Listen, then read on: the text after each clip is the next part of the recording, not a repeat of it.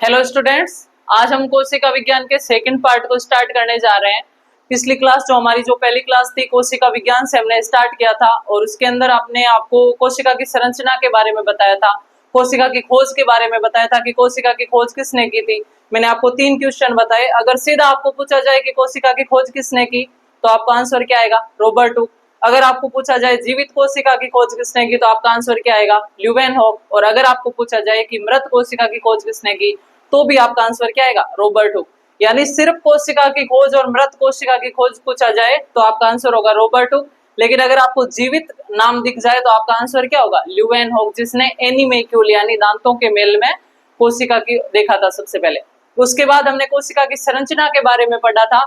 मैंने आपको बताया था कि मुख्य रूप से कोशिका के 3 भाग होते हैं। एक तो कोशिका का बाह्य आवरण, दूसरा केंद्रक और तीसरा कोशिका द्रव्य। अब बाहरी आवरण मैंने आपको बताया कि कोशिका के 2 बाहरी आवरण भी हो सकते हैं और एक भी हो सकते हैं। आज देखिए मैं इन दोनों में आपको डिफरेंस बता रही हूं।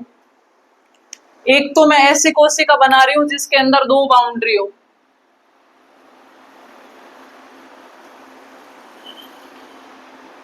और एक ऐसी कोशिका जिसके अंदर एक बाउंड्री हो। अब देखिए 2 बाउंड्री है, एक जो बाहर वाली ये बाउंड्री है इसका नाम क्या है? कोशिका भित्ति। कोशिका भित्ति। और अंदर वाला जो पार्ट है इसको हम क्या बोलेंगे? कोशिका झिल्ली। कोशिका झिल्ली, cell membrane and cell wall. और अगर ये आपको ये कोशिका दिखाई दे रही है जिसके अंदर आपको बाहर की साइड एक ही दीवार दिखाई दे रही है, एक ही दीवार दिखेगी तो इसमें से कौन सी होगी? इसमें से कोशिका झिल्ली होगी। अगर 2 आवरण दिखाई दे तो अंदर वाली कोशिका झिल्ली और बाहर वाली कोशिका भित्ति। अगर एक आवरण दिखाई दे तो सिर्फ कोशिका झिल्ली होगी। अब ये जो दोनों संरचना है इनको हम क्या बोलेंगे? कोशिका का आवरण। मैंने आपको कोशिका के 3 मुख्य भाग बताए कि नहीं बताए, जिसमें से पहला भाग था कोशिका का आवरण, दूसरा भाग था कोशिका द्रव्य और तीसरा भाग था कोशिका का केंद्रक। अब आवरण जिन कोशिका में आपको 2 दीवार दिखेगी वो कोशिका किस किस की हो सकती है? वो या तो पौधे की, पादप की, प्लांट की कोशिका हो सकती है, या वो कवक या फंगस की कोशिका हो सकती है। अगर आपको 2 बाउंड्री दिखाई दे रही है तो आप कभी नहीं बोलोगे कि ये जंतु कोशिका, आप क्या बोलोगे कि या तो ये पादप की कोशिका है या ये कवक की कोशिका है। लेकिन अगर आपको एक बाउंड्री दिखाई दे तो आप क्या बोलोगे कि ये जंतु की कोशिका है। अब सोचो हमारे अंदर कौन सी कोशिका होगी? यानी हमारे अंदर 2 बाउंड्री वाली कोशिका होगी या एक वाली, 2 बाह्य आवरण वाली होगी या एक आवरण वाली। तो हम क्या है? पादप या कवक है? नहीं, हम क्या है? जंतु के अंतर्गत आते हैं। तो जंतु के अंदर कौन सी आवरण होगा? सिर्फ कोशिका झिल्ली होगी। अब आपको ये तो पता चल गया कि कोशिका झिल्ली चाहे कोई भी कोशिका हो उसमें जरूर होगी, लेकिन कोशिका भित्ति तभी होगी जब कौन सी कोशिका होगी? या तो पौधे की कोशिका या कवक की कोशिका। अब जो कोशिका झिल्ली है, एक मैंने आपको इसका अपवाद बताया था कि वायरस या विषाणु एकमात्र ऐसा अपवाद है जिसकी कोशिका में कोशिका झिल्ली भी नहीं होती है। क्यों? क्योंकि वो वास्तविक कोशिका ही नहीं होती है, तो उसके अंदर ना तो भित्ति होगी और ना झिल्ली होगी। तो विषाणु वाले अपवाद को छोड़कर बाकी जितनी भी कोशिका होगी सबके अंदर कोशिका भित्ति भी होगी और कोशिका झिल्ली भी होगी। अब देखिए ये तो बाह्य आवरण हो गया। अब इन दोनों में फर्क क्या है? मान लीजिए कोशिका है, पौधे की कोशिका है या कवक की कोशिका है, तो इसके अंदर 2 आवरण है। इन दोनों आवरणों में क्या अंतर होगा? 2 आवरण क्यों बनाए? देखिए एक तो आप घर के चारों तरफ दीवार बना दो और एक आप चारों तरफ मेड़ बना दो, तो मजबूत कौन सी होगी? दीवार होगी कि नहीं होगी? वही बात है कि अगर दीवार है मतलब कोशिका भित्ति है, और अगर मेड़ है, कच्चा आवरण है, तो मतलब कोशिका झिल्ली है। यानी कोशिका भित्ति तो एक कठोर आवरण होता है जो दीवार की तरह मजबूती प्रदान करता है कोशिका को, लेकिन कोशिका झिल्ली है ना, वो लचीली पॉलीथीन की थैली जैसी होती है। ये कोशिका के शेप को फिक्स नहीं बना के रख सकती। आपके घर के चारों तरफ आप दीवार बना दोगे तो आपका जो एरिया है वो बिल्कुल फिक्स होगा कि नहीं होगा। लेकिन आपने खेत के चारों तरफ मेड़ बना दी तो पड़ोसी आपके खेत में खिसक सकता है कि नहीं खिसक सकता? बिल्कुल वही बात है कि अगर कोशिका में कोशिका भित्ति होगी तो उसका शेप है, आकार है, वो फिक्स रहेगा। लेकिन अगर कोशिका झिल्ली है वो फिक्स नहीं रहेगी। अगर कोशिका अंदर से फूलेगी तो वो आवरण भी साथ में फूल जाएगा, अगर कोशिका सिकुड़ेगी तो वो आवरण भी सिकुड़ जाएगा। यानी कोशिका झिल्ली है वो लचीली होती है, बिल्कुल मुलायम होती है, इधर उधर हिल डुल सकती है। लेकिन कोशिका भित्ति है वो कठोर होती है, जो कोशिका के आवरण को निश्चित बनाए रखती है। आपको पूछा जाए कि पौधे की कोशिका कठोर क्यों होती है, कारण क्या होगा, कोशिका भित्ति। जंतु की कोशिका लचीली क्यों होती है, क्योंकि उसके बाहर कोशिका भित्ति नहीं होगी, जबकि कोशिका झिल्ली होती है। अब देखिए, ये आपको दोनों एग्जाम्पल याद रखने हैं कि पौधे की कोशिका और कवक की कोशिका के अंदर क्या पाई जाती है, कोशिका भित्ति। नेक्स्ट क्वेश्चन बनता है कि पौधे की कोशिका भित्ति किसकी बनी होती है और कवक की कोशिका भित्ति किसकी बनी होती है, इंपॉर्टेंट क्वेश्चन है। तो पादप की जो कोशिका भित्ति होती है वो किसकी बनी होगी, सेल्यूलोज की। किसकी बनी होगी, सेल्यूलोज की। और जो कवक की कोशिका भित्ति है वो किसकी बनी होगी, काइटिन की। किसकी बनी होगी, काइटिन की। हालांकि सेल्यूलोज और काइटिन दोनों ही एक प्रकार के कार्बोहाइड्रेट है। अब आपके क्वेश्चन पूछा जाए कि बताइए किसकी कोशिका भित्ति में काइटिन मुख्य पदार्थ होता है, तो आपका आंसर क्या आएगा, कवक या फंगस। अगर आपको पूछा जाए कि किसकी कोशिका भित्ति में सेल्यूलोज मुख्य पदार्थ होता है, तो पादप। अगर आपको पूछा जाए कि ऐसी किसकी कोशिका भित्ति है जिसके अंदर कार्बोहाइड्रेट पाया जाता है, अब आप कंफ्यूज हो जाओगे कि ना तो यहाँ पर कार्बोहाइड्रेट है ना यहाँ कार्बोहाइड्रेट है। तो आपको क्या ध्यान रखना है कि चाहे सेल्यूलोज हो काइटिन हो, ये एग्जाम्पल किसके है, एक प्रकार के कार्बोहाइड्रेट के उदाहरण है। तो अगर कार्बोहाइड्रेट पूछा जाए कि किसकी कोशिका भित्ति में होता है, तो आपको आंसर दोनों होगा, जहाँ कोशिका भित्ति होगी वहां कार्बोहाइड्रेट जरूर होगा। लेकिन अगर काइटिन नाम है, ज्यादा क्वेश्चन यही बनता है कि कवक की कोशिका भित्ति किस पदार्थ की बनी होती है, तो आपका आंसर क्या होगा, काइटिन। या आपको पूछा जाए पादप की कोशिका भित्ति किसकी बनी होती है, तो सेल्यूलोज। आया समझ में। कोशिका भित्ति पौधे और कवकों की कोशिका में पाई जाती है। एक कठोर आवरण होता है, दृढ़ आवरण होता है, जो कोशिका के शेप को निश्चित बनाए रखता है। ठीक है, उसके बाद आती है कोशिका झिल्ली। कोशिका झिल्ली की खोज किसके द्वारा की गई थी, कॉर्ल नागेली के द्वारा। ये वैज्ञानिक ध्यान रखना आपको, कॉर्ल नागेली के द्वारा किसकी खोज की गई, कोशिका झिल्ली की। दूसरा इंपॉर्टेंट क्वेश्चन, कोशिका झिल्ली जंतु कोशिका में भी पाई जाती है और पादप कोशिका में भी पाई जाती है, लेकिन इसका अपवाद क्या है। अपवाद का मतलब है कि सभी प्रजातियों में जो चीज हो और जिसमें एक अलग में वो ना हो, उसको हम क्या बोलेंगे, अपवाद। तो कोशिका झिल्ली किस में नहीं पाई जाएगी, विषाणु की कोशिका में कोशिका झिल्ली नहीं पाई जाती। इसका मतलब ये नहीं है कि उसमें कोशिका भित्ति है, ना, उसके अंदर कुछ भी नहीं है, क्योंकि वो वास्तविक कोशिका ही नहीं है। अब कोशिका झिल्ली की खोज कॉर्ल नागेली के द्वारा की गई और अपवाद क्या है, विषाणु, यानी विषाणु की कोशिका में कोशिका झिल्ली नहीं पाई जाती। बाकी इसको सार्वत्रिक कोशिकांग कहा जाता है। सार्वत्रिक यानी सब जगह पाया जाने वाला कोशिकांग। और किसमें नहीं पाया जाएगा, अपवाद याद रखना, विषाणु। ठीक है, अब कोशिका झिल्ली किसकी बनी होती है, तो ध्यान रखना कि जो कोशिका झिल्ली है वो वसा और प्रोटीन की बनी होती है। किसकी बनी होती है, वसा प्लस प्रोटीन। ठीक है, अब देखिए, ये मैंने बताई पौधे की कोशिका, ये मैंने बनाई जंतु की कोशिका।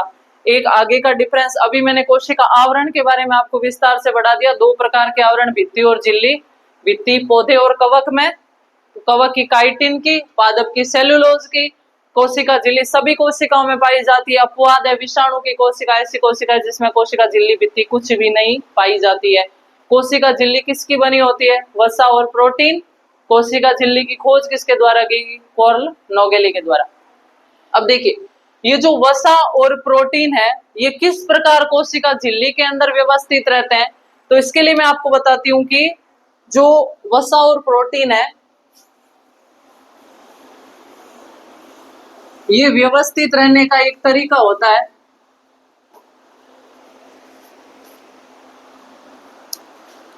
जैसे समुद्र है, ये समुद्र हो गया, और इस समुद्र के अंदर द्वीप है। कुछ द्वीप ऐसे हैं जो बीच में है, कुछ द्वीप ऐसे हैं जो साइड में है, किनारों पर है।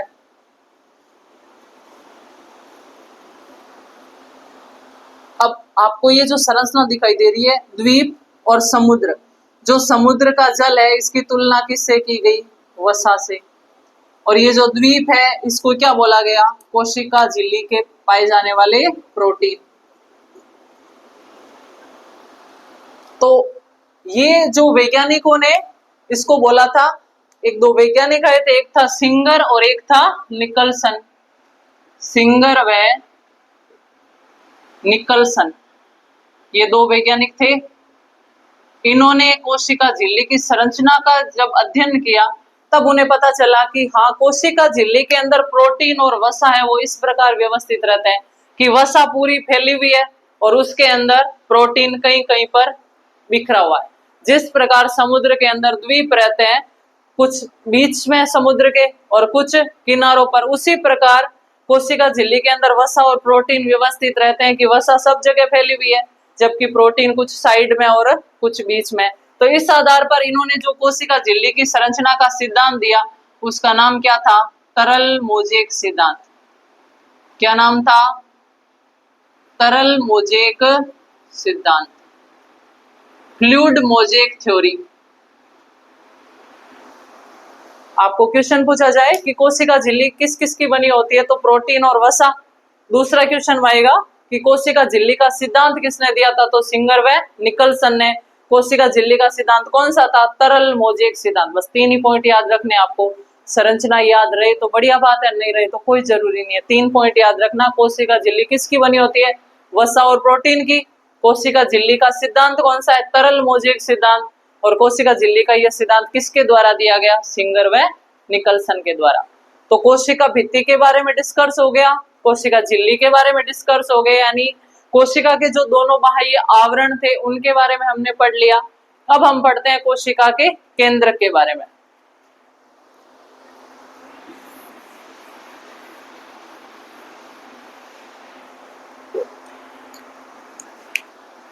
देखिए,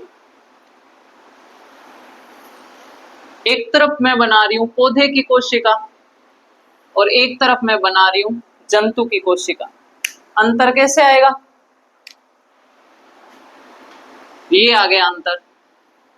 यानी अगर आपने 2 बाउंड्री बना दी तो वो कोशिका कौन सी बन गई? पादप की कोशिका। और अगर बाहर की तरफ सिर्फ एक आवरण है तो वो कोशिका कौन सी होगी? वो होगी जंतु कोशिका। मेनली जब अंतर दिखते हैं ना तो जंतु कोशिका और पादप कोशिका ही बोला जाता है। हालांकि ये कोशिका कवक की भी हो सकती है, लेकिन मेनली अभी डिफरेंस देख रहे हैं तो पादप कोशिका और जंतु कोशिका। पहला अंतर तो क्या आ गया? 2 बाउंड्री और 1 बाउंड्री। अब देखिए, जो जंतु कोशिका है ना, इसके अंदर केंद्रक है वो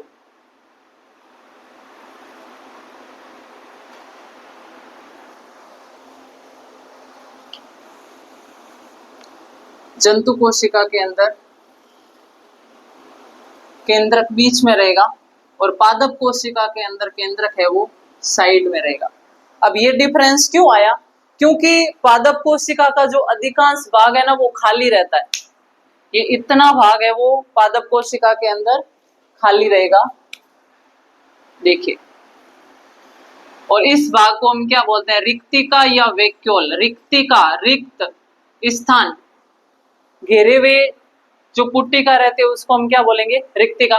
जबकि जंतु कोशिका के अंदर रिक्तिका तो होती है लेकिन छोटी छोटी कहीं कहीं पर होती है। अब केंद्रक इसमें यहां पर चला गया और इसमें बीच में रहा। कारण क्या रहा? आपको ध्यान रखना है, अगर आप कहीं भी डायग्राम देखोगे ना तो 2 डायग्राम आपको दिखे कि बताइए इनमें से जंतु कोशिका कौन सी है और पादप कोशिका कौन सी है।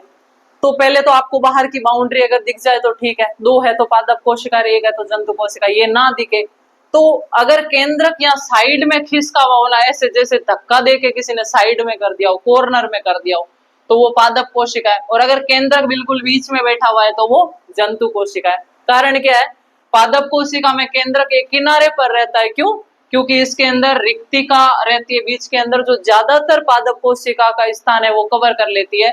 जबकि जंतु कोशिका के अंदर रिक्तिका होती है लेकिन बिल्कुल छोटी छोटी होती है, जिससे केंद्रक पर कोई इफेक्ट नहीं पड़ता है। तो इसके अंदर केंद्रक है वो बिल्कुल मध्य में रहता है। ये चीज ध्यान रखना। केंद्रक कोशिका के हालांकि मध्य में, हम बोलते हैं कि मध्य में पाया जाता है, लेकिन किस में मध्य में? जंतु कोशिका में। पादप कोशिका में इसको साइड में खिसका देगी कौन? रिक्तिका। इससे फायदा क्या? आपको पता है कि पादप की कोशिका है वो, उनको थोड़ा हल्कापन चाहिए। अगर उड़ रही है तो, या पानी के अंदर तैर रही है कोई पादप, तो उनकी कोशिका में भी हल्कापन होना चाहिए। तो ये हल्कापन इसको कौन देती है? रिक्तिका, जबकि जंतु कोशिका में रिक्तिका छोटी होती है। ठीक है, ये अंतर ध्यान रखना आपने। अब देखिए आगे हम पढ़ते हैं मेनली केंद्रक के बारे में।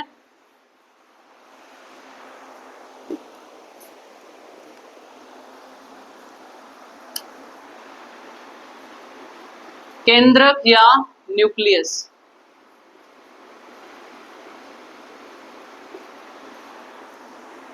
इसे क्या बोला जाता है? इसे कहा जाता है कोशिका का नियंत्रण केंद्र, control centre of the cell. पूरी कोशिका को कंट्रोल करके रखता है कौन? केंद्रक। दूसरा इंपॉर्टेंट क्वेश्चन, केंद्रक की खोज किसने की थी? तो केंद्रक की खोज की थी रॉबर्ट ब्राउन ने 1831 में। कल मैंने बताया था, आज भी बोल रही हूँ, सन का कोई इंपॉर्टेंस नहीं होता है साइंस के अंदर। ठीक है, तो केंद्र की खोज किसने की? रॉबर्ट ब्राउन ने। और केंद्र को क्या कहा जाता है? कोशिका का नियंत्रण केंद्र। एक केंद्र के बारे में हमने पॉइंट इंपॉर्टेंट पढ़ लिया, पादप कोशिका के अंदर केंद्र साइड में और जंतु कोशिका में केंद्र बिल्कुल बीच में रहता है। अब एक एग्जांपल से और देखते हैं हम। ये कोशिका, इसके अंदर ये क्या हो गया? केंद्र।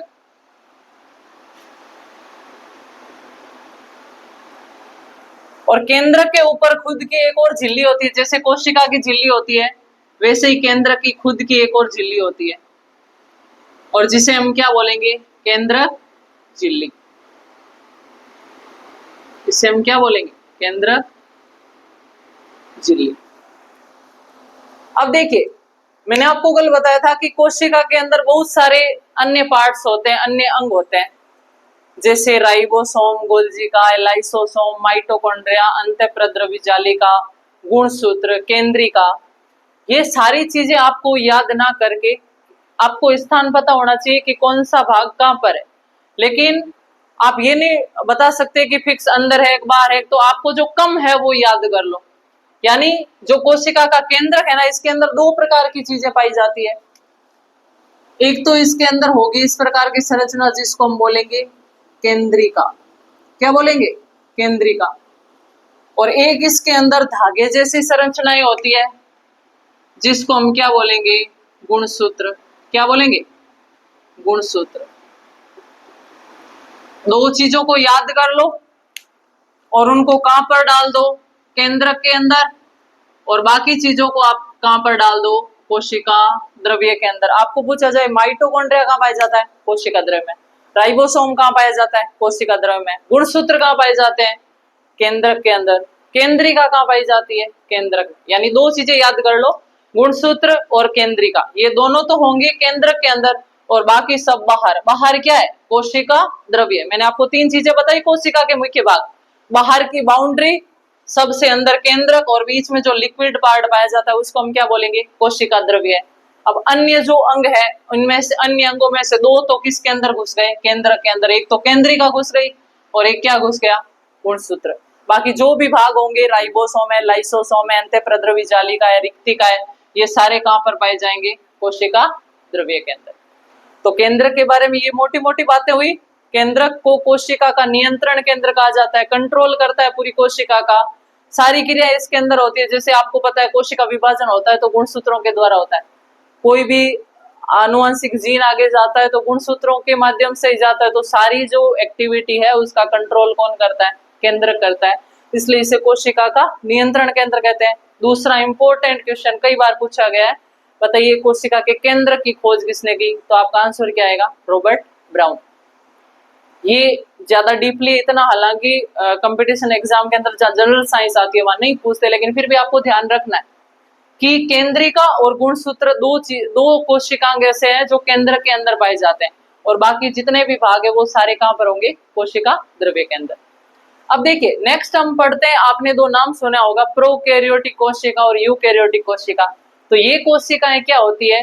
ये भी इस केंद्र की संरचना के आधार पर होती है। तो प्रोकैरियोटिक और यूकैरियोटिक कोशिका का आपने नाम तो सुना, लेकिन इनमें क्या अंतर होता है? कई बार पूछा गया है, बताइए प्रोकैरियोटिक कोशिका का उदाहरण बताइए, यूकैरियोटिक कोशिका का उदाहरण बताइए, या प्रोकैरियोटिक कोशिका में क्या होता है, यूकैरियोटिक कोशिका में क्या होता है। तो इसको हम एक आगे टेबल बनाकर पढ़ेंगे कि एक तरफ प्रोकैरियोटिक कोशिका के गुण, दूसरी तरफ यूकैरियोटिक कोशिका के गुण।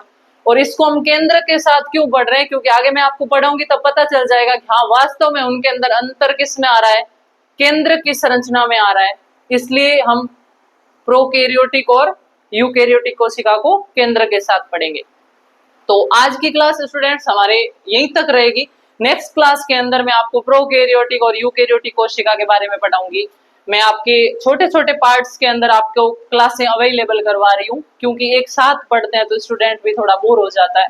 तो मैं चाहती हूँ कि बिल्कुल आप इंटरेस्ट से पढ़ते जाएं और मेरी प्रत्येक क्लास को आप अटेंड करते जाओ, क्योंकि हर क्लास है वो आपके लिए इम्पोर्टेंट है। कड़ी से कड़ी जोड़ते हुए आप पढ़ोगे ना तो आप बिल्कुल साइंस को कंप्लीट तरीके से समझ पाओगे। तो आज की क्लास हमारी यहीं तक रहेगी और जो कोशिका का थर्ड पार्ट आएगा उसके अंदर हम केंद्रक के आधार पर प्रोकैरियोटिक और यूकैरियोटिक कोशिका में अंतर देखेंगे और कोशिका के अन्य अंगों को पढ़ेंगे। तो आज तक हमारी यही क्लास थी। Thank you so much.